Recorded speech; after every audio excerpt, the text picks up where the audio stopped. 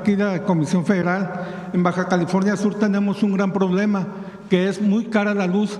Comemos o pagamos la luz. Y ya pues anteriormente, cuando estaba el presidente López Obrador, se le pidió eso. Ahorita hay comerciantes que le llegan hasta hoteleros arriba de 100,000 pesos de luz. A mí, por ejemplo, en mi casa me llegaron 8,000 pesos. Tengo 2 aires nomás. Es demasiado cara la luz en Baja California. ¿Comemos o pagamos la luz? Sí, hay zonas que tienen una tarifa en el periodo de verano porque se utiliza mucho el aire acondicionado. Eso es desde hace mucho tiempo. La Ciudad de México, por ejemplo, tiene una sola tarifa independientemente si es verano o invierno. Y hay otras zonas que tienen una tarifa de verano para, porque sale mucho más oneroso para CFE producir electricidad en esos periodos. Hemos trabajado, por ejemplo, con Mexicali, que es otra de las zonas donde, bueno, quizás es la zona de mayor altas temperaturas en la época de verano, la que tiene más altas temperaturas en la época de verano, para que las viviendas puedan tener paneles solares para producir una parte de su electricidad con energía solar y la otra parte directa de la red. Estamos desarrollando ese proyecto este año en Mexicali y de salir bien nos vamos a ir a otras zonas para poder disminuir la tarifa en el hogar y al mismo tiempo que no se presione tanto CFE para mayor generación de electricidad. Presidenta, pues otro tema, ya aprovechando que ya tengo muchos viajes acá viniendo a la Ciudad de México, voy a aprovechar ya que me dieron el micrófono. Fíjese que usted hace aproximadamente un año, en el mes de agosto, fue a Cabo San Lucas a inaugurar el ISSSTE de allá. Acaba de ir a La Paz también a ver lo del Hospital Salvatierra con una inversión de más de 300 millones de pesos. También ahorita en el ISSSTE del Conchalito pues no hay medicamentos, no hay aire acondicionado, la gente pues tiene el 50% nomás del aire. Es un calorón insoportable, no hay medicamentos en el hospital del Salvatierra, hay medicamentos caducados, se le está dando a la gente.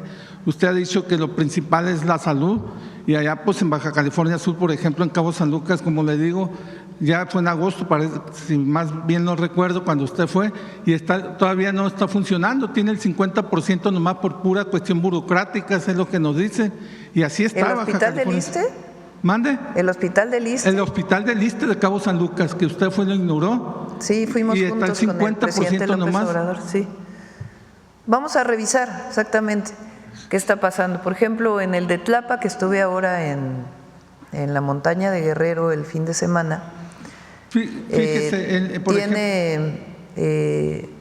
el problema que tiene es que requiere médicos especialistas que aún no se han podido contratar para irse a esa zona.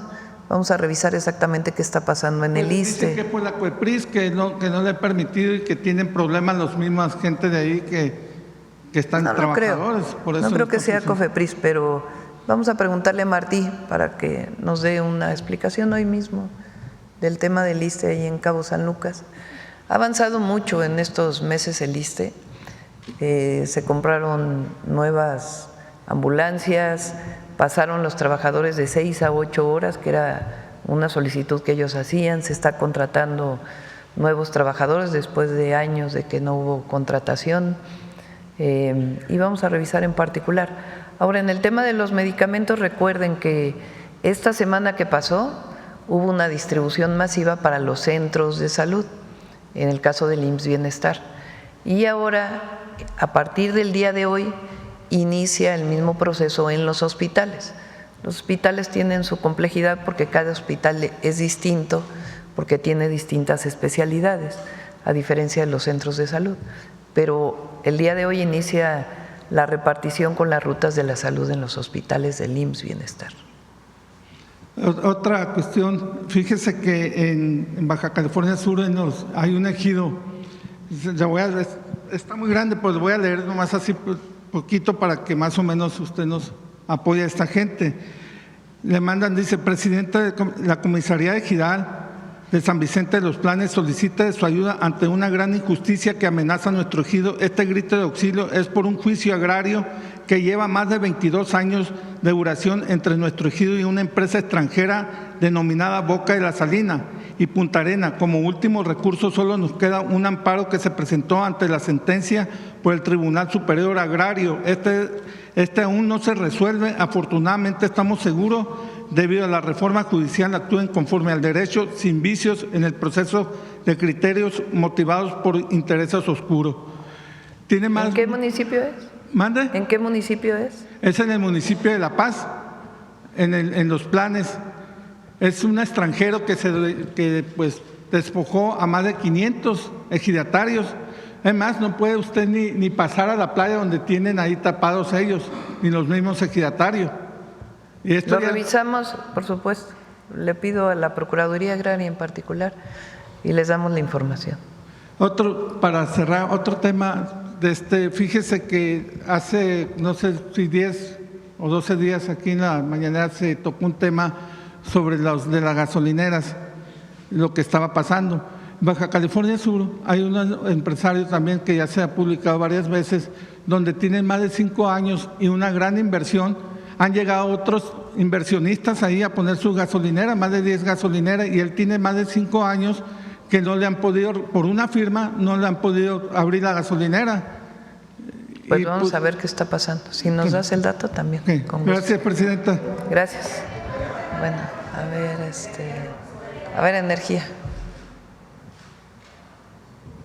¿Qué tal? Gracias, muy buenos días.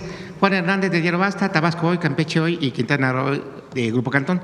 Sobre el tema energético, preguntarle, con todos estos proyectos que se están impulsando en su gobierno, en un porcentaje del 1 al 100, ¿en qué porcentaje estamos de alcanzar esta autosuficiencia energética? Bueno, tomando en cuenta que va a ser todo el sexenio, pero sí ir viendo, estamos hablando de plantas termoeléctricas, estamos hablando del rescate de otras plantas que dejó el expresidente Andrés Manuel López Obrador. Estamos hablando de todo un trabajo que incluso él lo había dicho, va a llevar tiempo, se sentaron las bases y a usted le está tocando, aparte de cerrar estas bases, le está tocando de alguna manera hacer impulsar pues todo este legado que le dejó energético el expresidente López Obrador. Eso por ese lado, y por el otro, ¿en cuánto ustedes estiman que se va a reducir la tarifa en estas zonas? Como hablábamos, por ejemplo, hablábamos del caso de Campeche en el sureste o en el caso del norte, ¿no? Donde ahí se hablaba que se disparaban las cifras y precisamente la necesidad de toda esta transformación energética en el país. Bueno, en la primera pregunta, la electricidad tiene que generarse con una fuente primaria. La electricidad es una energía secundaria, se llama, porque requerimos o algún derivado del petróleo, como diésel o como gasolina, para producir electricidad a través de un motor o de una turbina, o requerimos gas natural, que son los combustibles que están disponibles, se producen, y para producir la electricidad pues requieres esas fuentes. Otras fuentes es la energía solar, que está disponible para todos, pero requieres tecnología para aprovecharla. En donde más dependientes somos en este momento en nuestro país es en el gas natural.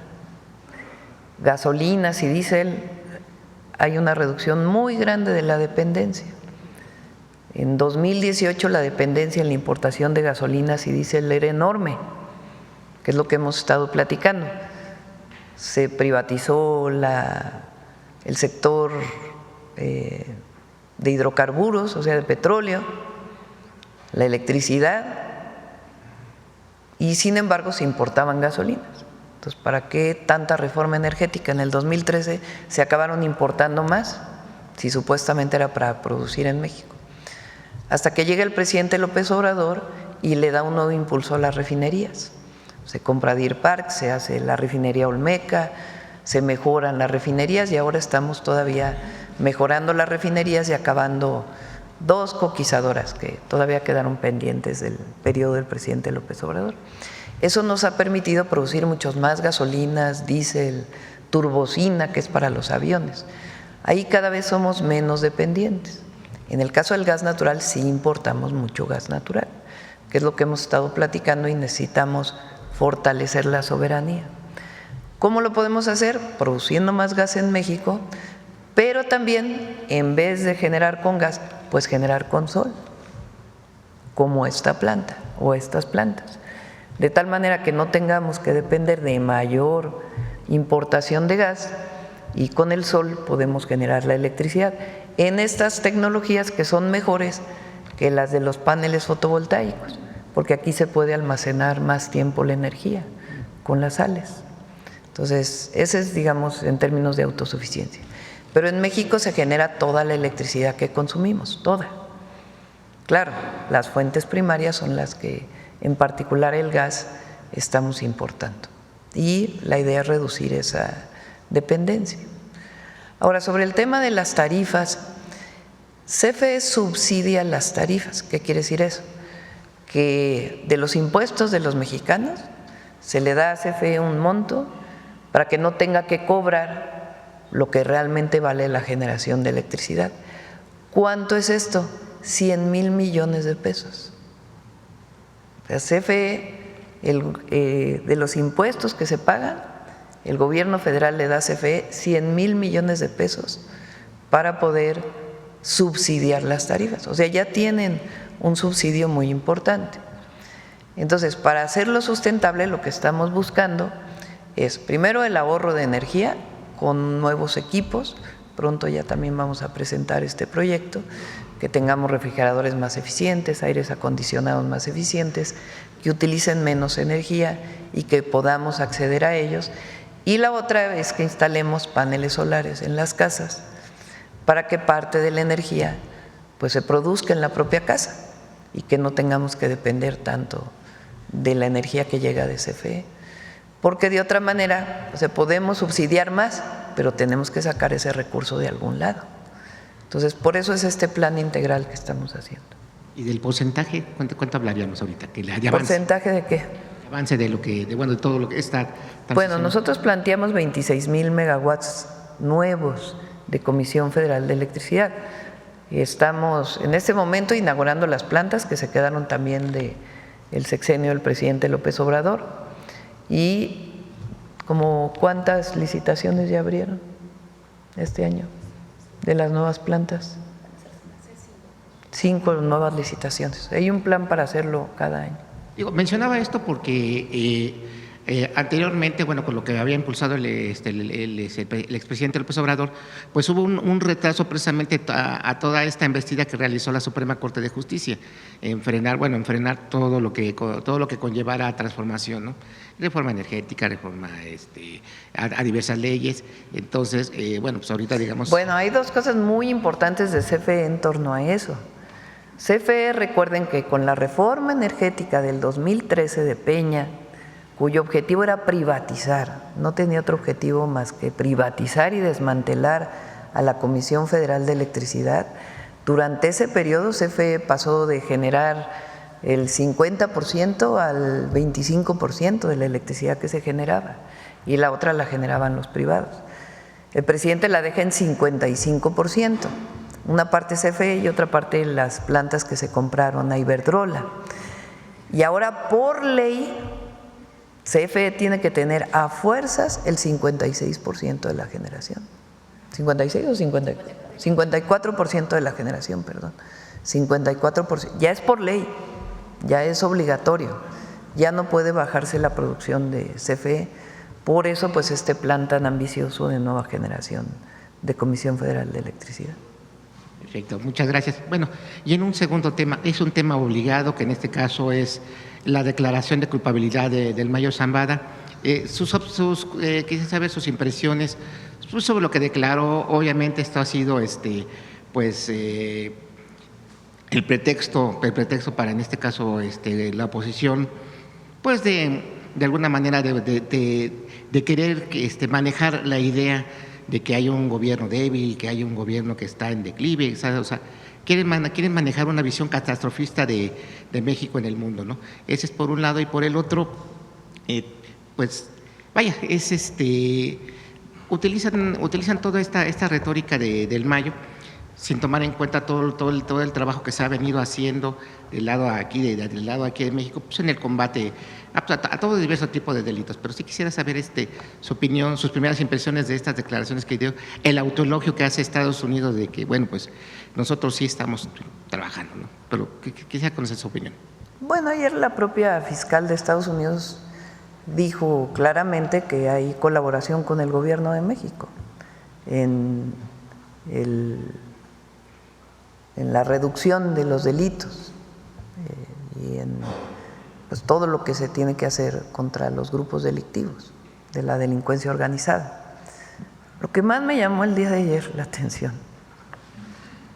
no sé si se dieron cuenta, lo que dijo el director de la DEA, dice en su declaración: hemos derribado a 3 grandes narcotraficantes. El primero, García Luna. El segundo, el Chapo.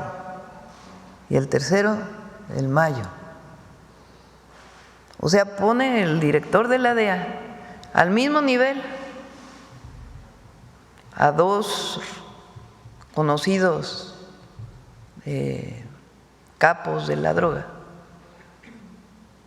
y al que fue secretario de Seguridad de Calderón. Así lo dijo, si ustedes revisan la declaración, tal cual lo dice. Hemos derribado a 3 grandes capos de la droga. García Luna. Está interesante, ¿no? ¿No les parece interesante eso? No, es para que lo analicen todos ustedes.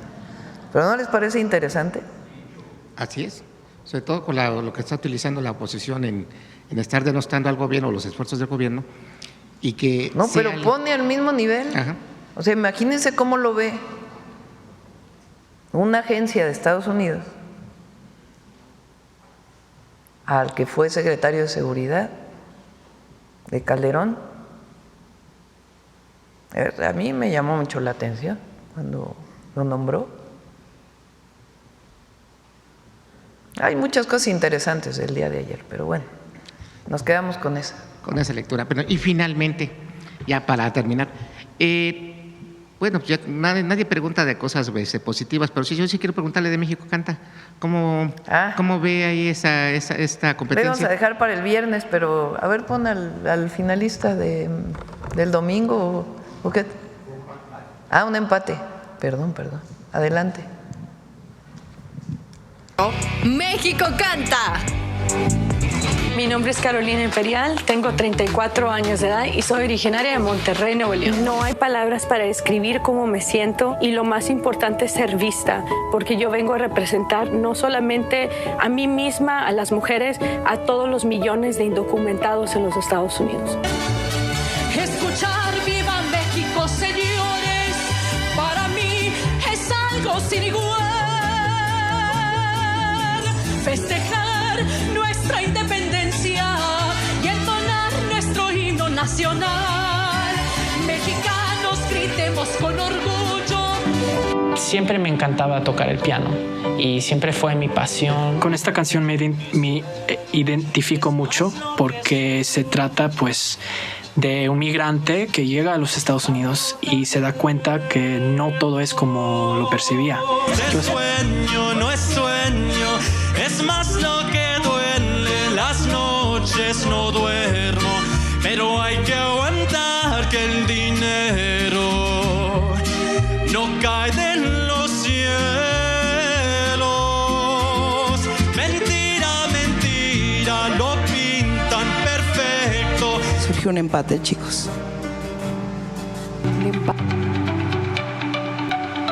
William Cepeda. Pasa.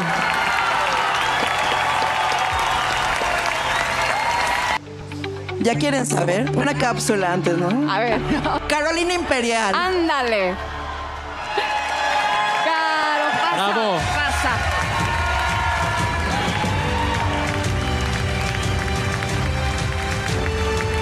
México. Esto es lo que se vive en el escenario más importante del país. Más de casi 3 millones, ¿no? Han visto México Canta. Los invitamos a que lo vean domingo, 7 de la noche, canales públicos, y en el 11 a las 8. Adelante, vamos. A ver, aquí la compañera que nos visita hoy. Tanesi, presidenta, buenos días. Nicasia Lino de Radio Tosepan. Bueno, con respecto al tema de energía, si tienen algún planteamiento con energía y las comunidades indígenas para poder fortalecer sobre todo, pero también el tema de la autonomía y que algo muy importante es que sea como una oportunidad para que ellas y ellos puedan empoderarse y nosotras podamos justo pues administrar nuestras propias energías desde los territorios, si están planteando algo al respecto y cómo sería. Hay un plan que se llama Justicia Energética. Una parte es estufas de leña, que estamos impulsando, estufas eficientes de leña, que estamos impulsando en la región purépecha, y después podemos ampliarlo a otras zonas, a otras regiones. Y la otra es electrificación a través, ya sea directamente de la red o con paneles solares especiales para cada comunidad. Está ahora en Durango, ¿verdad? En la Sierra de Durango, ahí inició, ¿no? Estamos ahí ahora y la idea es que continúe, que ninguna comunidad se quede sin tener su acceso a la energía eléctrica. Sí, que eso ayudaría mucho. Y en los 16 planes de justicia, tiene razón Luz, o sea, todos los planes de justicia tienen una parte de justicia energética. Gracias. Eso pues sí ayudaría mucho, sobre todo porque en las comunidades aún estamos sin luz, ¿no? Y bueno, algo otro con respecto a otro tema, justo que tiene que ver también con energía, allá en Cuetzalan, en el Hospital General, bueno, en la sierra pues sabemos que tenemos un clima bastante dinámico, hay mucha lluvia, también truenos y todo eso. Entonces, estos días justo hubo un caso donde el Hospital General, donde también ya es nombrado como Hospital de IMSS del Bienestar, pues se quedó sin luz, ¿no? Se quedó sin luz y pues hubo una necesidad muy fuerte porque sabemos que con respecto a temas de salud siempre es importante la gente que está adentro. Entonces, también pues hay necesidades específicas como temas de materiales médicos, medicamentos y pues personal especialistas. Entonces, no sé ahí, por ejemplo, cuáles son como las acciones para también fortalecer el tema energético dentro de estos hospitales, pero cómo se le está dando seguimiento en la Sierra Norte, en zonas de Veracruz, con los hospitales generales, hospitales del bienestar hoy en día también ya. Bueno, CFE tiene un sistema muy eficiente para de inmediato, dependiendo obviamente del daño, de inmediato poder resolver cualquier situación de falta de luz, y en particular en los hospitales. Vamos a ver ahí en particular en la Sierra de Puebla en Cuetzalan exactamente qué pasó. ¿Todavía sigue sin luz? Sí, no, ya hay luz, está. Sí, ya, pero sí, el hospital está en muy malas condiciones en realidad. Es parte del… En el IMSS Bienestar hice un recorrido con todo el equipo del IMSS Bienestar y el secretario de Salud a todas las entidades del país. Ahí se hizo un diagnóstico muy detallado de qué requiere cada hospital para que tenga sus quirófanos funcionando, para que tenga todos los equipos y todos los médicos especialistas o enfermeras especialistas, enfermeros especialistas que se requieran. El plan emergente para el IMSS Bienestar tiene alrededor de 6 meses. Ya se están inclusive licitando los equipos que faltan para que 258 quirófanos que tenían problemas puedan estar funcionando al 100%. Aires acondicionados, como decía el compañero, y otros temas que faltaban en los hospitales. Entonces estamos en este proceso y en la contratación de médicos especialistas. En algunos casos, cuando los médicos especialistas por alguna razón no se quieren ir a vivir a Cuetzalan y no hay médicos en la zona, por ejemplo, que quieran trabajar ahí, se hace un esquema donde los médicos puedan ir de otro lugar 2 días, 3 días a la semana para atender las cirugías programadas. Entonces está en esto en estos 6 meses. Y en particular en el caso de Puebla, el de Cuetzalan está incluido en este, digamos, plan emergente para los próximos 6 meses.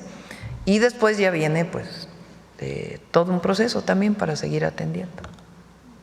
Y los medicamentos, esta semana inicia la distribución de medicamentos. Muchas gracias. Ya para terminar, decirle que pues también allá hay una universidad que es la Universidad para el Bienestar Benito Juárez García, con clave DGP CEP 130-306, donde nos comentan estudiantes que hay 4 generaciones en las que hasta la fecha no se les han entregado los títulos.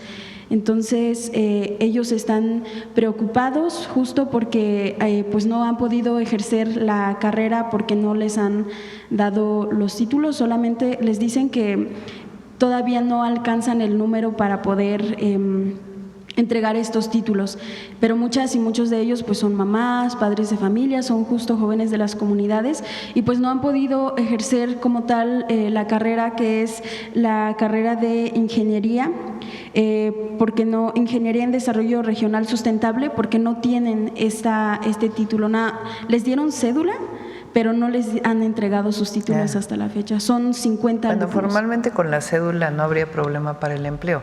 Pero vamos a ver qué está pasando con los títulos. Había un problema en profesiones con algunas de las Benito Juárez que Mario ya está atendiendo. Vamos a ver en particular en esta por qué no se ha entregado el título. Tazocamatic, muchas gracias. Gracias. Vamos, Nancy. Gracias, Presidenta. Buenos días a todas y a todos. Nancy Flores, de la revista Contralínea. Presidenta, en la revista Contralínea acabamos de documentar, ya hemos dado seguimiento a cómo la estructura de la Marea Rosa, este esfuerzo, digamos, que ha hecho el empresario Claudio X González Guajardo, está conectada con funcionarios en activo y exfuncionarios electorales. Es decir, hay unas estructuras dentro de la propia Marea Rosa que se conectan directamente con expresidentes del IFE y del INE. Ellos, de hecho, fueron voceros y oradores en diferentes momentos y los están reactivando por todo el tema de la reforma electoral. Entre ellos, pues Lorenzo Córdoba, José Goldenberg, Luis Carlos Ugalde y Valdés Zurita. Además, existe una conexión directa con funcionarios en activo dentro del INE y del Tribunal Federal Electoral. En ese sentido, pues queda claro que, por ejemplo, quien fuera pues uno de los colaboradores de Felipe Calderón y ahora es magistrado electoral, Reyes Rodríguez Mondragón, pues está conectado a esta Marea Rosa a través de una asociación civil que se llama Personas Sumando en 2025. Esta asociación civil ahora busca convertirse en partido político, Somos México, y también tiene conexión con 6 consejeros del Instituto Nacional Electoral.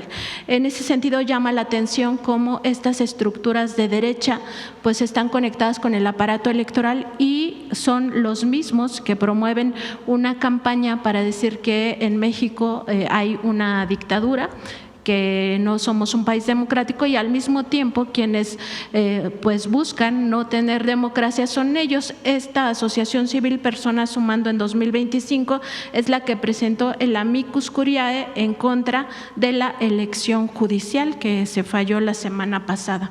Y pues también preguntarle, Presidenta, en este sentido, cómo observa esta hipocresía de estos personajes que hablan de dictadura cuando en realidad quienes no quieren la democracia y están muy conectados todavía con el Instituto Nacional Electoral y con el Tribunal Electoral del Poder Judicial de la Federación a través de este magistrado, pues tienen todavía estos discursos.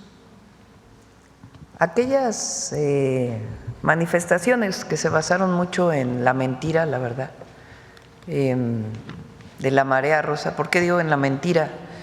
Porque después hubo muchos de ustedes y muchos reporteros que Preguntaban en las marchas, oiga, ¿por qué vino? Bueno, es que van a desaparecer el INE. No, pero el INE no se va a desaparecer, va a seguir siendo autónomo, nada más que ahora se va a llamar Instituto Nacional Electoral y de Consultas, creo era. Y entonces sustentaron todas esas manifestaciones en que al INE lo querían desaparecer, cuando a lo mejor iba a cambiar de nombre frente a esa propuesta, pero nunca se planteó que iba a dejar de ser autónomo un instituto que llevara a cabo las elecciones. De aquellas manifestaciones, pues a las últimas que han tenido, que han sido como muy chiquitas, ¿no? Ahora pues lo que quieren es convertirse en partido político. ¿Quiénes están ahí? Pues exconsejeros del INE o algunos de los exconsejeros del INE, entre ellos Lorenzo Córdoba, algunos de los que fueron parte del PRD, que ya desapareció, algunos de la derecha, que no encuentran espacio en otros lados y que están buscando ahí querer ser partido político. Ellos tienen que cumplir pues una serie de requisitos para ser partido político. Tienen derecho a ser partido político, ¿no? Mientras cumplan pues con lo que pide las leyes. Llama la atención que ya no se sienten representados en el PAN, que ya no se sientan representados en el PRI, que no se sientan representados en Movimiento Ciudadano y que quieren crear su propio partido político. Y en efecto, muchas de estas personas pues todavía están en espacios de decisión en el Instituto Nacional Electoral, que no tiene nada de malo querer ser un partido político, es en el marco de la legislación mexicana. El tema es qué plantean como partido político, porque yo no he oído ninguna propuesta, más que sigan los pluris. No, porque si van a ser un partido político que supongan saca el 4% de la votación, pues ¿qué es lo que quieren? Pluris. Entonces que sigan los pluris. Que no desaparezca el INE, pues nadie está planteando que desaparezca el INE. Que México no sea autoritario, pues México no es autoritario. Hay más democracia ahora que cuando ellos fueron presidentes del INE. He puesto aquí el ejemplo muchas veces de Ugalde, que ahora ya se fue a Harvard a dar una cátedra sobre los gobiernos populistas, pero fue quien se opuso terminantemente a que se abrieran todas las casillas y que fue parte fundamental del fraude electoral del 2006, siendo presidente del INE. O Lorenzo Córdoba, que aquí ya hemos puesto varias veces el audio de cómo un presidente del INE se expresa de pueblos originarios, o cómo desde la presidencia del INE en realidad tenía una posición en apoyo a un partido político o a un sector de la sociedad, minoritario, por cierto. Entonces, tienen derecho a ser partido, el tema es qué plantean. Y lo interesante pues es que no se sienten representados en ningún otro. Y que justo también han sido promotores de fraudes electorales, no solo 2006, sino también 2012 y antes. No, y el 2000, que supuestamente gran transición a la democracia, y después el propio Labastida dice fue un pacto con Estados Unidos, en donde Zedillo decidió apoyar al PAN para que llegara a la presidencia, pero lo ponen como si hubiera sido la gran transición, que después fue la gran traición, porque vino el desafuero, el fraude electoral del 2006. Entonces, hay que conocer la historia de ese proceso. Sí, alternancia en el poder, pues se hizo en el PRIAN, ¿no? Desde entonces hablábamos del PRIAN, que supuestamente todo cambia para quedar igual, esa transición entre el PRI y el PAN, que fue lo mismo. Presidenta, en otro tema, preguntarle si ya se evaluó si México buscaría establecer tratados de extradición con países donde no se tiene tratados por temas fiscales. Se lo pregunto porque ahora con el nuevo Poder Judicial es muy probable que los evasores de impuestos pues busquen huir del país en vez de pagar sus obligaciones fiscales. Habría que plantearlo, me quedé pensando con qué países, pero sí habría que plantearlo.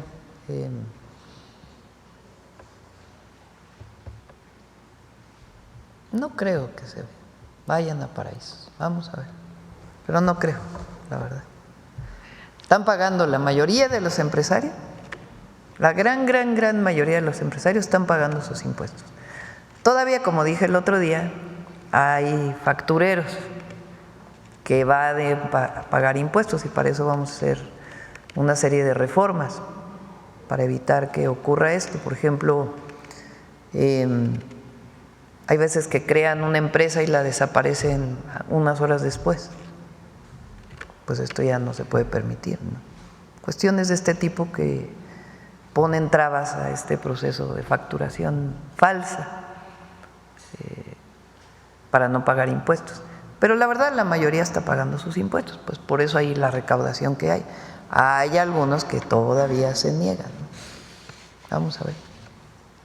Presidente, en otro tema también, la semana pasada se refirió al caso del Grupo México y la contaminación del río Sonora y al tema de Calica. A mí me gustaría preguntarle cómo va específicamente la denuncia penal por el tema de la contaminación del río Sonora. Sabemos que ya algunas personas pues presentan enfermedades terminales por esta contaminación y también saber si se estaría previendo que sea el nuevo Poder Judicial el que pues le toque juzgar este asunto y si pudiera venir la secretaria Alicia Bárcena pues para explicarnos. Sí, cómo no, le decimos a Alicia que venga. ¿Qué estamos planteando? Trabajando con las comunidades, porque es cuando ocurrió el incidente de la contaminación del río por parte de Grupo México, en la época de Peña, se hizo un fideicomiso en donde se depositaron recursos para la remediación de suelos, de agua y para construir hospitales y incluso un laboratorio y varios temas. Antes de irse Peña, cierran ese fideicomiso y quedan muchas obras inconclusas que la comunidad quiere que se terminen.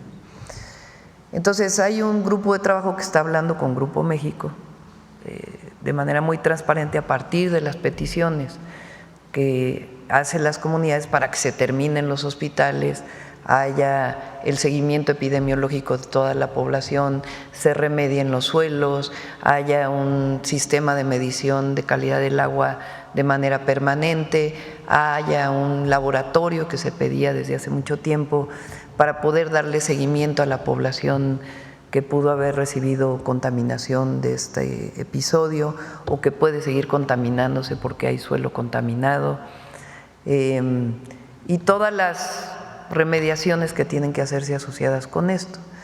Entonces se está trabajando en ello, en la búsqueda de que Grupo México pues acabe de pagar todo lo que tiene que pagar por este accidente o incidente que hubo.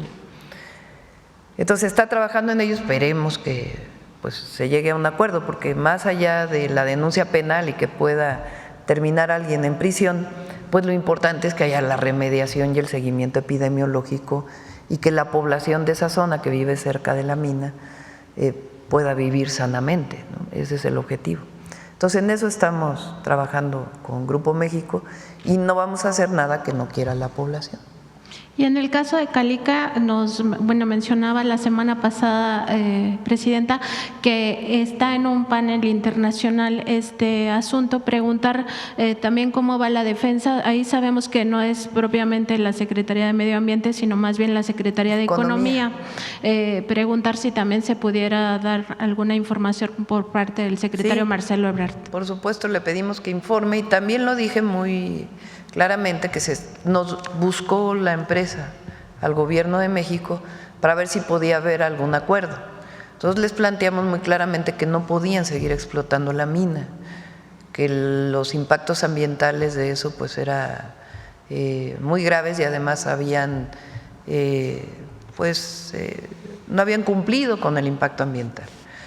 Entonces plantearon la posibilidad de que hubiera otra cosa en ese terreno que pudiera ser parte del plan de manejo.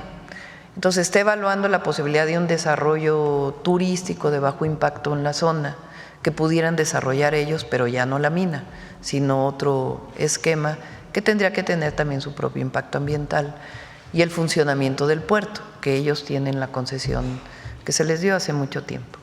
Entonces está trabajando en ello para ver si se puede llegar a un acuerdo. Si se llega a un acuerdo, también de manera transparente y que no tenga los impactos ambientales que tenía la mina, pues entonces ellos se desistirían del panel internacional. Entonces está en ese proceso. Gracias, presidenta. Gracias. Gracias, presidente. Arturo Páramo, Grupo Imagen. Quiero regresar al tema de la declaración de culpabilidad de ayer que hizo Ismael Zambada. En una de las partes que se hicieron públicas, él estableció que al menos durante 50 años él había sido parte de la cabeza, de la dirigencia del cártel de Sinaloa. Durante ese periodo, 50 años al menos, este cártel ha estado pagando a policías, a militares y a políticos para poder actuar de manera libre. El Mayo fue detenido, fue trasladado a Estados Unidos el año pasado. Es decir, 50 años atrás ha estado delinquiendo con este esquema que él mismo dio a conocer. ¿Algún comentario acerca de cómo, pues, al menos en declaración, en esta inicial declaración, pues sí se pone ya en una declaración ante una corte que sí ha habido corrupción por parte de autoridades? Él habla de todos los niveles, desde al menos el año pasado hacia atrás, presidenta. ¿Algún comentario acerca de esto? Pues tendría que haber una denuncia, ¿no? O sea, porque puede decir este tema, pero ¿a quién le daba dinero? De acuerdo con lo que planteó, pues tendría que haber una denuncia, ¿no? En particular. Sería parte de la investigación seguramente. Ahora, una de las declaraciones también que hizo ayer el abogado del Mayo es que lo que sabe el Mayo se lo va a llevar el Mayo. Esto suma también a la falta de cooperación del gobierno de Estados Unidos, es decir, estamos ante la posibilidad de que no se conozca en realidad qué alcances tenía esta colusión de autoridades, de militares, de policías, con el crimen organizado, presidenta. Lo que sabemos es lo que ustedes saben el día de ayer. Lo que menciona el abogado en su entrevista cuando sale del juicio y después lo que declaran las autoridades de Estados Unidos. Entonces, eso es lo que sabemos, igual que ustedes. La decisión que toma este personaje, el Mayo, con sus abogados y que comunica el abogado, y después las declaraciones de las autoridades de Estados Unidos. Eso es lo que nosotros tenemos conocimiento. En la conferencia de prensa posterior que dieron autoridades de Estados Unidos también se hace hincapié en que el Mayo morirá en la cárcel en Estados Unidos, presidenta. ¿Algún comentario también acerca de esta declaración? Digo, parece muy a la ligera, pero vaya, el hecho de que no haya compartido con el gobierno mexicano la situación, pues los alcances de este tema, ¿le llama usted la atención, presidenta? ¿Por qué no? Yo creo que les toca a ustedes, más que a nosotros. Nosotros obviamente hacemos ¿a qué me refiero hoy? Lo que sigue, todavía no digo. ¿Cómo fue que el Mayo llega a Estados Unidos? La detención del Mayo. Sí, porque hay que analizarlo todo. ¿Cómo es que llega a Estados Unidos? ¿Cuál es la declaración formal del entonces gobierno del presidente Biden frente a esa detención de cuando llega él a Estados Unidos? su declaración de culpabilidad, las declaraciones de su abogado y las declaraciones de las autoridades. Yo creo que vale la pena analizarlo. Nosotros, nuestro gobierno, tenemos una estrategia que tiene que ver con dos grandes temas: la atención a las causas que provocan la delincuencia y particularmente la delincuencia organizada, atender a los jóvenes, y la otra, cero impunidad. Cero impunidad. Y en ese trabajo estamos todos los días. Pero lo que ocurrió ayer, desde la detención de esta cabeza de un grupo delictivo hasta su detención, hasta lo que ocurrió ayer, es algo que vale la pena analizar. Gracias. Hay otro tema también que tiene que ver con seguridad que surgió ayer en Estados Unidos. Stephen Miller, asesor de seguridad del presidente Donald Trump, hizo una disertación acerca de la inseguridad que se vive en algunas ciudades de los Estados Unidos que están siendo víctimas de la delincuencia organizada. E hizo el símil de que son como la Ciudad de México, que está gobernada por el crimen organizado.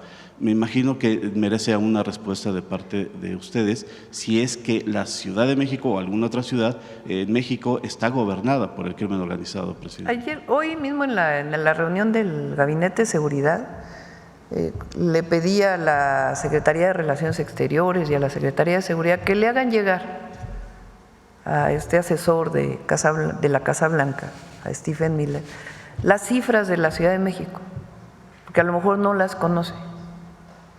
La reducción de homicidios en la Ciudad de México del 2018 a la fecha es casi del 60%.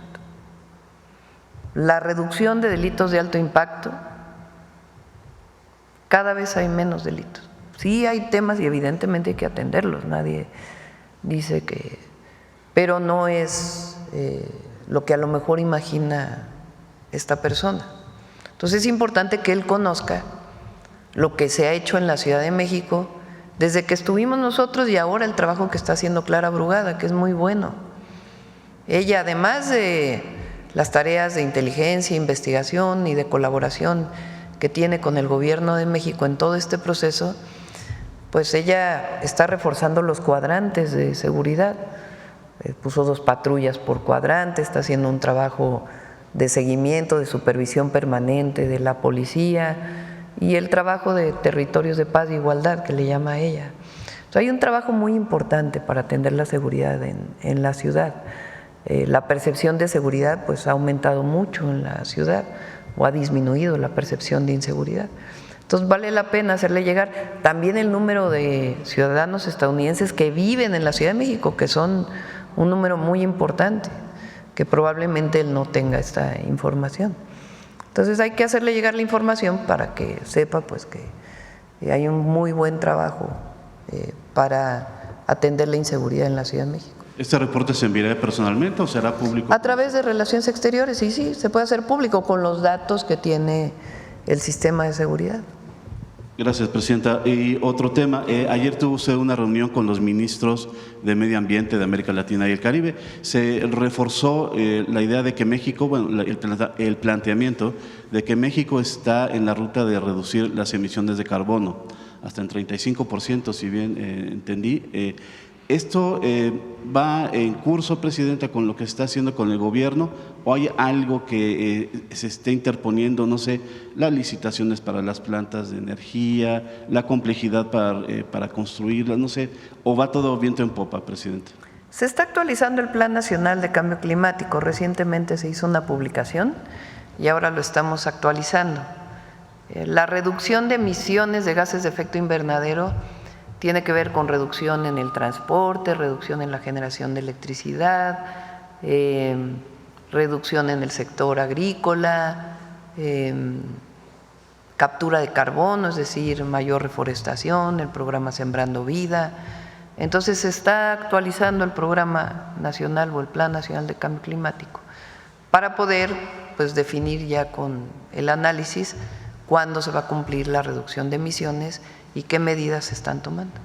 Gracias. Y por último, no sé si me puedan comentar la secretaria o la directora, estas dos plantas que se van a construir en Baja California, me imagino que estarán cerca de los núcleos, en Baja California Sur, no sé si estarán cerca de los núcleos más grandes, es decir, Los Cabos y La Paz. En La Paz hay una planta que genera bastante contaminación para la ciudad de La Paz. ¿Esta cerraría? Se van a sustituir algunas de las de combustión interna. Se iba a plantear una planta más grande de combustión interna y ahora esa va a ser más pequeña y se va a sustituir con solar. Toda esta energía que se genera va para todo Baja California Sur, que es un sistema prácticamente aislado. Tiene que estar en un lugar donde no le afecten los huracanes. Yo también les decía el otro día, ¿por qué no la ponen cerca de tal ciudad? Y me decían, no, pues hay que cuidar que los huracanes no lleguen. Entonces, por eso están ubicando en los lugares donde pueda tener menos afectación por un huracán. Gracias, presidente. Sí. En pocas palabras, es en sustitución de planta de diésel, estas plantas solares. O sea, en vez de que haya una planta de diésel nueva, va a ser una pequeñita de diésel y la mayor parte solar. Sí. Acá. Luego voy atrás si quieres. Hola, buenos días. José Leveña de Publimetro. En principio, sobre la construcción de las plantas, comentaban que generará entre 50 a 100 megawatts. ¿En cuánto tiempo es esta generación? Si es por día, por las 11 horas que estará en funcionamiento. Si esta cifra satisface la creciente demanda de electricidad y cuál sería el impacto ambiental, porque entiendo que a la hora de generar electricidad no es contaminante, pero necesita agua, necesita algunos químicos y desalinización. ¿Y cuál es la generación de empleos en esta planta? ¿Quieren comentar algo?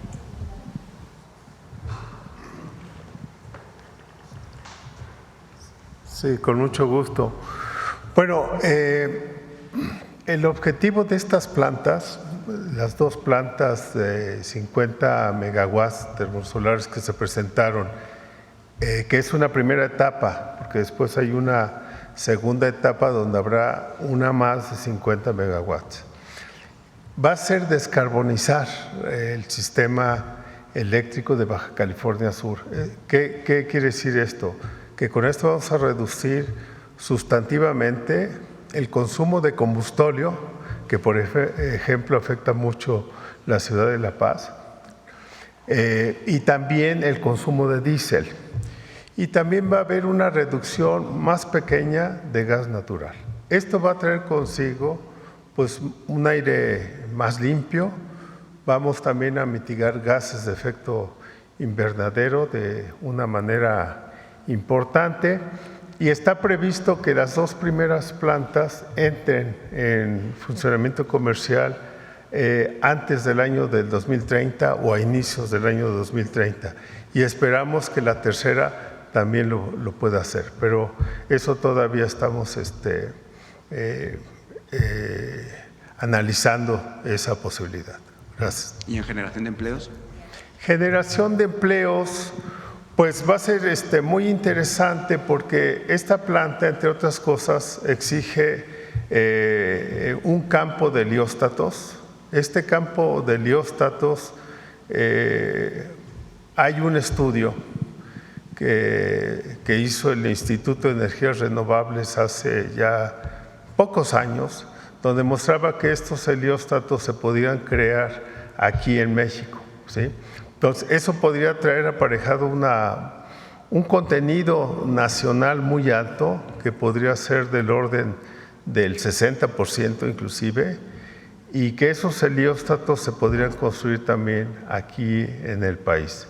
Hay una componente de obra civil, que por supuesto será hecha aquí en México, La Torre Central, que es una construcción también muy importante, que como les decía puede medir más de 100 metros, también se va a hacer con material de acá. Y lo que sí tendríamos tal vez que importar pues es la turbina de vapor, ¿no? Como se hace para otras plantas termoeléctricas. Pero el contenido nacional y la creación de empleo sí sería muy alto. Gracias. Presidenta, en otro tema, teniendo en cuenta que ayer comenzaron sus spots y hablaba de justicia social y de salud para todos, internacionalmente el canciller alemán Friedrich Merz y también el primer ministro francés hablaron ayer de una crisis del estado del bienestar, que se estaba acabando el estado del bienestar. Parece que en México camina en otro rumbo, camina en la fusión del IMSS, del ISSSTE y del IMSS Bienestar. Pero, ¿qué tendrá que hacer el Gobierno para que no llegue al punto de países como Alemania o Francia que ya hablan de ese colapso? No sé por qué, no escuché la declaración, voy a buscarla, de Alemania y Francia. Durante todo el periodo neoliberal, una de las máximas era que lo privado era mejor que lo público, que todo debía privatizarse. El extremo pues es Argentina, ¿no? Donde es todo, absolutamente todo. Ahora es una visión de que lo que es público se corrompe, es como si lo privado no se corrompiera, ¿no? Se corrompe, es ineficiente, el gobierno es incapaz de desarrollar un sistema de salud, una educación, es incapaz de producir petróleo, electricidad, todo debe ser privado. Y la manera de reducir la pobreza o la desigualdad, pues el mercado se encarga. El mercado es la mejor forma de distribuir los recursos. Esa era la visión neoliberal, sin ponerle todo lo adicional que ocurrió en muchos países, pero en México es ejemplo de la corrupción asociada con las privatizaciones, que es una barbaridad. Ya el colmo fue el Fobaproa, ¿no? Nosotros no pensamos eso. Nosotros pensamos que el pueblo de México tiene derechos y los derechos solo pueden cumplirse, particularmente en la educación y en la salud, cuando los provee el Estado.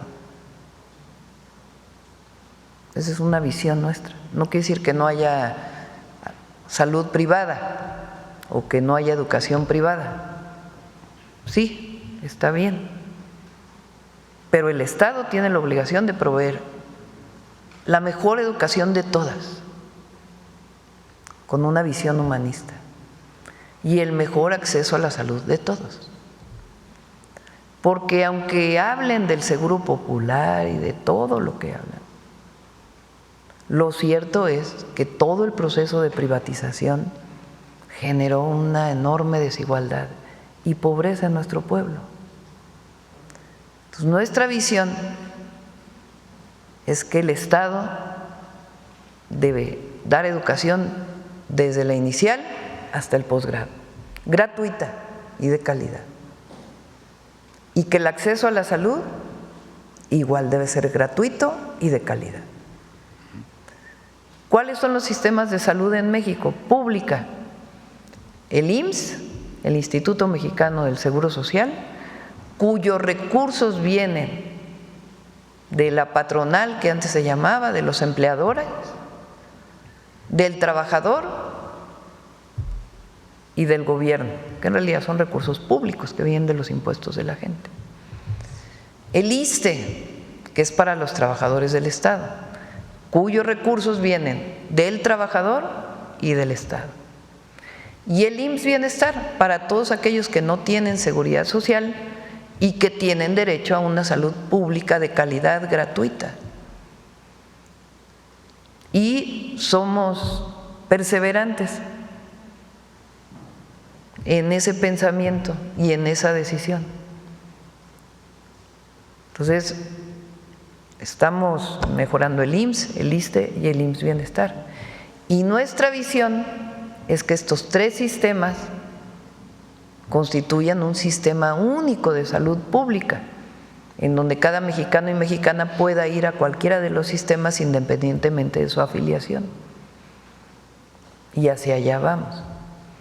Eso constituye parte de lo que se llama el estado de bienestar. ¿Por qué nosotros le pusimos bienestar? Cuarta transformación tiene que ver con bienestar para el pueblo de México. ¿Por qué nuestros programas llevan el nombre de bienestar? Porque nuestra visión es que cualquier mexicano o mexicana debe vivir con bienestar y que el Estado debe proveer ese estado de bienestar. Además de otras acciones que tienen que ver con el bienestar de la gente, pero tienen que ver con un impulso de una política, como el salario mínimo, el aumento al salario mínimo. Entonces, México va en ese sentido y por eso hay una reducción de la pobreza y una reducción de la desigualdad. Y por eso la gente quiere a la cuarta transformación, pues porque recibe beneficios directos y otros derechos sociales que antes no había, no solo educación y salud, sino pensión universal. Si uno lo piensa, la pensión universal para el adulto mayor es un sistema de seguridad social, es un estado de bienestar, porque quiere decir que todo mexicano y mexicana tiene derecho a una pensión, por lo menos alimentaria, que le alcance para la canasta básica. A una pareja, pues el doble, 12,000 pesos se reciben bimestralmente. O las becas, que todo estudiante tenga una beca si va a educación pública. Entonces esa es nuestra visión y nuestra lucha de toda la vida. Ayer, por ejemplo, que presentamos lo del examen del Comipem, hoy vamos a presentar lo del Bachillerato Nacional con universidades públicas, instituciones de educación pública. Cuando yo tenía 15 años y entré al CCH Sur, la primera movilización en la que participé fue con el movimiento de rechazados, porque yo pude entrar al CCH, pero muchos jóvenes no pudieron entrar y siempre pensé, ¿cómo es posible que haya jóvenes que quieren estudiar la preparatoria y no tengan acceso a la preparatoria? Bueno, ahora pues nuestra visión es que no haya rechazados y que todos tengan, si así lo desean, el acceso a estudiar, y en ese camino vamos. Entonces esa es nuestra visión, esa es una de las esencias de la cuarta transformación, y lo que es increíble es que el recurso, ¿de dónde viene? La gran mayoría de ese recurso, de erradicar la corrupción. O sea, ¿por qué antes no había programas de bienestar? ¿En qué se lo gastaban?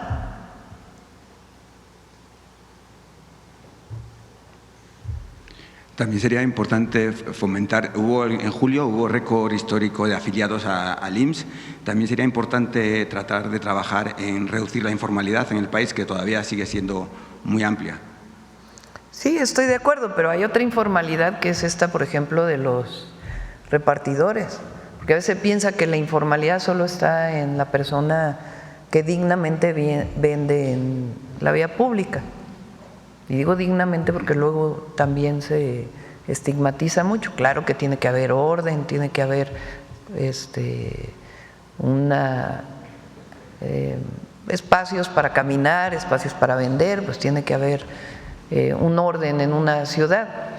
Pero nadie hablaba de la informalidad de los repartidores de alimentos que no tenían acceso a la seguridad social y en realidad pues son parte de una empresa. Entonces, eso es formalización.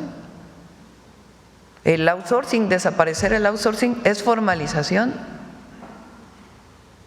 No nada más la persona que dignamente vende en la vía pública. Ya para terminar, en un tema internacional, en los medios internacionales, también en redes sociales, se está hablando mucho sobre Venezuela estos días, sobre una posible invasión al país. Ayer Díaz-Canel y Gustavo Petro se pronunciaron en contra de esta intervención. ¿Cuál es el posicionamiento de México en medio de esta tensión internacional? y sobre todo considerando que Estados Unidos es el mayor consumidor de drogas, y para ver en qué posición se queda México en este juego geopolítico. Ya lo hicimos, ya nos posicionamos aquí en la mañanera y a través de la Secretaría de Relaciones Exteriores, no intervención. Nosotros estamos en contra de las intervenciones. Por Constitución, la política exterior de México dice claramente no al intervencionismo y la defensa de la autodeterminación de los pueblos. Esa siempre va a ser nuestra posición. Y en redes sociales, estos juegos que se están marcando demasiado, ¿no?, en pro y en contra de los gobiernos, pasa aquí en México, pasa en Venezuela y pasa también en Estados Unidos. ¿Cuál sería el llamado de la presidenta de México para evitar estas confrontaciones? ¿Cómo para evitar confrontaciones? Para evitar esas confrontaciones en las que hay argumentos, mucha desinformación sobre barcos en el Caribe, otros dicen que son petroleros. Bueno, pues tiene que haber la información oficial por parte de los gobiernos, pero las redes sociales pues están hechas para el debate, ¿no? Lo que hay que ver es cuando son bots, son troles, no sé cómo se llaman, son robots, pues, que están generando información y que no son personas de verdad, que inflan algún posicionamiento, ¿no? Pero el debate es bienvenido, ahora sustentado en información que no sea falsa. Y también nuestra posición, puede uno estar de acuerdo con un gobierno o no,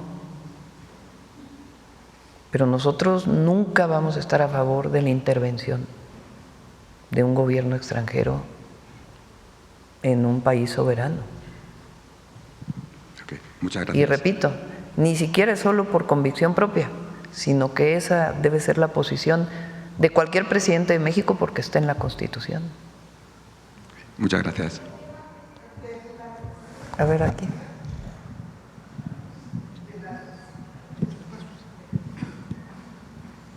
Gracias, presidenta. Olga Ojeda Lajud, corresponsal de Imagen de Veracruz y Diario del Istmo, que pertenecen al corporativo Imagen del Golfo. Presidenta, en meses pasados se anunció la planta de cogeneración de electricidad que se va a construir en el complejo petroquímico La Cangrejera. Obviamente sabemos que esto va a llevar tiempo, va a llevar años en construirse. Sin embargo, queremos saber su viabilidad real, si se va a cubrir solamente la electricidad del complejo La Cangrejera o de los demás complejos petroquímicos que hay en Coatzacoalcos, y si va a cubrir también la electricidad de pueblos cercanos, porque el de Villa Allende es una localidad que constantemente sufre de problemas de electricidad. Y bueno, hace poco, la semana pasada que se habló, ya no se mencionó nada sobre La Cangrejera, aprovechando que está la secretaria y la directora general de la comisión.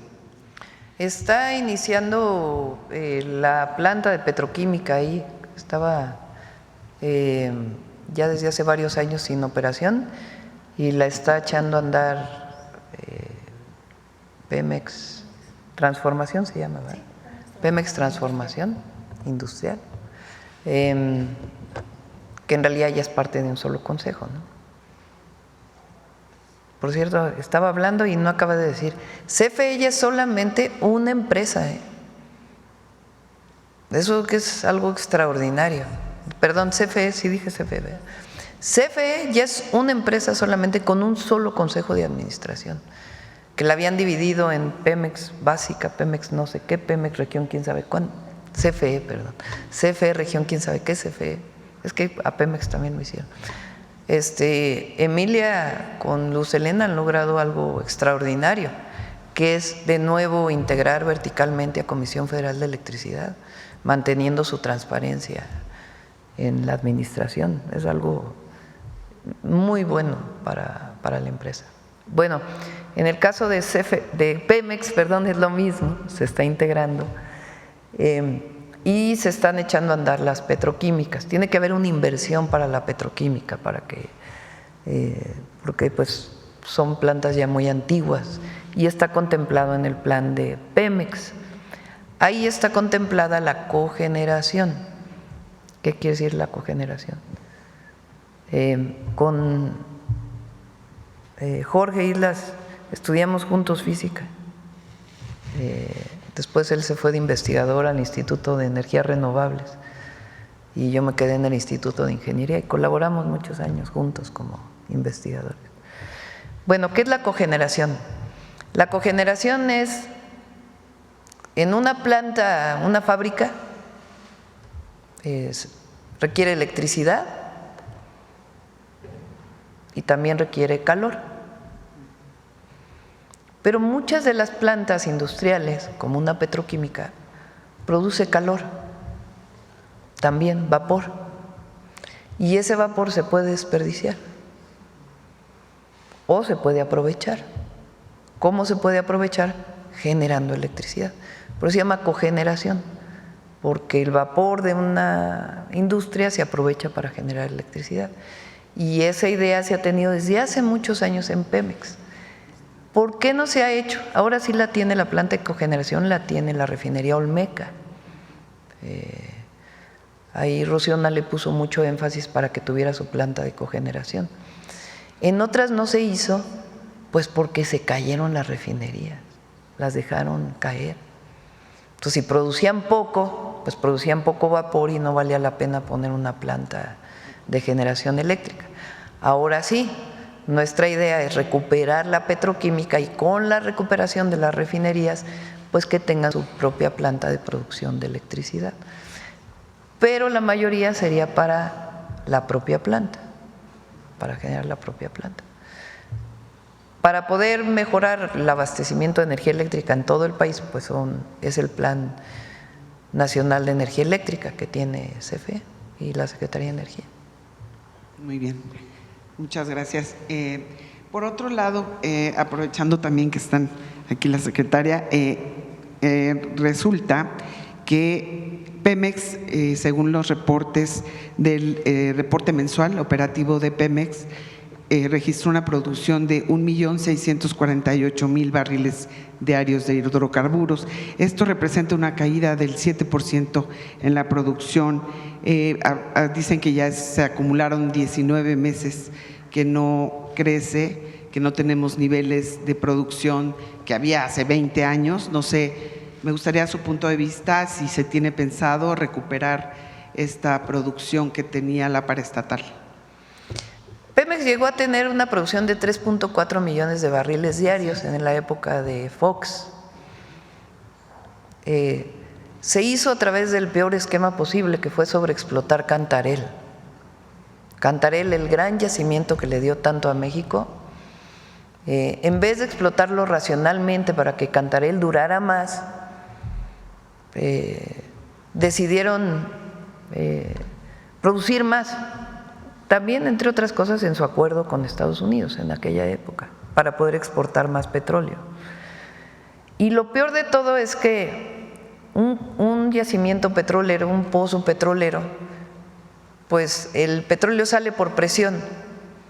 ¿Quién le da esa presión para que salga el gas que tiene el propio pozo, digamos? Cuando el gas se va acabando, pues va quedando el petróleo abajo y ya no puede salir. Requiere inyectarle más presión. Normalmente lo que se hace es que se inyecta gas natural, o sea, de lo mismo, pues, para que pueda tener. Bueno, se les ocurrió inyectarle nitrógeno, la peor decisión que pudieran haber tomado, porque contaminaron el gas que ya quedaba ahí con nitrógeno. Y ahora pues ha sido muy difícil poder utilizar ese gas. Nosotros no queremos llegar a 3.4 millones de barriles. Por varias razones. Una, porque queremos explotar racionalmente el recurso petrolero, y dos, por razones ambientales. Pensamos que hay que dejar esa base y que lo adicional pueda generarse también con energías renovables. Entonces, la meta es 1.8. El presidente López Obrador llegó a 1.8 millones de barriles. Algunos de los pozos se fueron acabando y nosotros queremos seguir aumentando. Ahora estamos en más de 1.6 y México tiene 1.8 porque los privados que generan petróleo que se dieron durante las rondas petroleras de Peña siguen produciendo. Entonces el país produce alrededor de 1.8 millones de barriles, entre lo que produce Pemex y el pedacito que producen los privados. Y la idea es que Pemex, el máximo al que llegue, sea 1.8 millones de barriles y se concentre además en la producción de petroquímicos, de los refinados, de otros como litio, por ejemplo, que queremos que también entre ahí, y que el petróleo solamente tenga eso. Lo peor del periodo de Fox y de Calderón es que el petróleo valía $100, $120 el barril. Hoy vale 60, 63. Entonces imagínense la cantidad de recursos. 3.4 millones de barriles diarios, multiplicado por $120 el barril. Un recurso enorme, que uno diría, oye, pues es que en la época de Fox hizo las grandes obras de infraestructura para el futuro del país, carreteras, puentes, trenes, aeropuertos. No. A ver, díganme una obra que recuerden del periodo de Fox.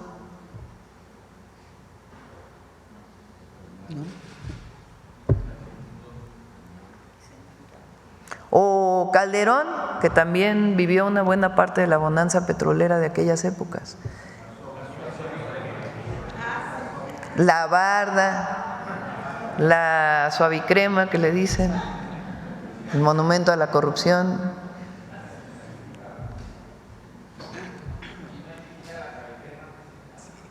En fin, bueno. Gracias, Presidenta. Bueno, como último, un tema ambiental. Cada 4 o 5 años, el pico de Orizaba sufre una reducción de su glaciar de alrededor de 100 metros, según estimaciones del Centro de Ciencias de la Tierra de la Universidad Veracruzana. De hecho, ya hay analistas que lo catalogan como un enfermo en etapa terminal, por así decirlo. El deshielo es un tema preocupante, ya que pues, el pico de Orizaba es una gran fuente de agua para varios municipios de Veracruz. Por ello le pregunto si el gobierno federal que usted encabeza tiene pensado algún proyecto para este tipo de ecosistemas, no sé, algún plan que sea inmediato o durante el sexenio que nos pueda platicar. Lamentablemente la disminución de los glaciares en las montañas está asociado al cambio climático. Ese es un fenómeno de todo el planeta.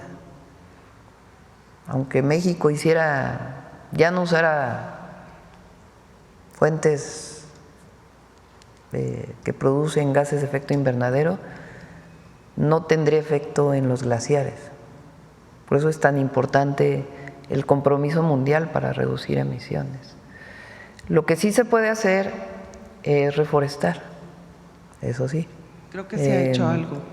Se ha avanzado y todavía se puede avanzar más. Sí. Pero finalmente pues es un problema. Sí, la disminución de los glaciares fue el primer fenómeno. No solo se vive en México, en el mundo entero. Por eso el Popo, que antes nosotros de chicos lo veíamos nevado, hoy pues tiene mucha época del año que no está nevado. Sí. Ya como último, Presidenta, ante la prioridad federal que representa el corredor interoceánico, esto para el desarrollo del sureste del país, queríamos saber si su gobierno va a impulsar la actualización del mapa territorial de Veracruz en coordinación con autoridades estatales y municipales para facilitar el otorgamiento de permisos de uso de suelo y atraer inversiones estratégicas para la zona. Sí, está haciendo muy buen trabajo, Rocío. Esa mujer es activísima. Muy buen trabajo. Y ahí le estamos acompañando en lo que requiera. Ya, cerramos. Nada más cierro felicitando.